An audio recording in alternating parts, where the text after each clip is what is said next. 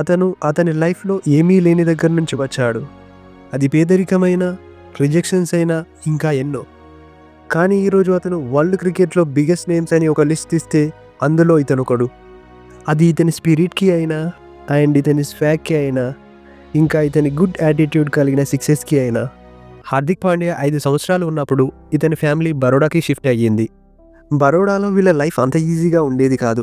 వీళ్ళ ఫ్యామిలీ ఒక రెంటెడ్ హౌస్లో ఉండేది. క్రికెట్కి కావాల్సిన ఒక ప్రాపర్ మనీ కూడా వీళ్ళ దగ్గర లేకుండేవి. కొన్ని రోజులు వాళ్ళకి రాత్రిపూట తినడానికి కూడా ఏమీ ఉండేది కాదు. బట్ వాళ్ళ దగ్గర ఉన్నది ఒక డ్రీమ్ మాత్రమే. ఇతని క్రికెట్ జర్నీ అనేది ఐపీఎల్తో స్టార్ట్ అయింది. 2015 ఇయర్ అనేది అప్పటి వరకు ఇతను ఉన్న లైఫ్ని మొత్తం చేంజ్ చేసింది.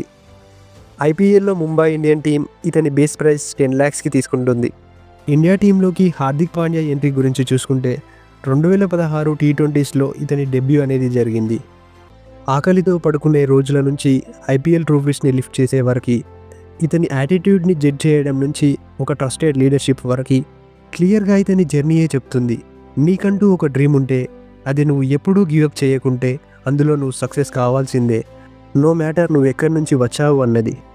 హార్దిక్ ఇతని లైఫ్ జర్నీలో ఇతను ఒక క్రికెటరే కాదు, ఇతను ఒక ఫైటర్, ఒక బిలీవర్ అండ్ చాలామందికి ఒక ఇన్స్పిరేషన్.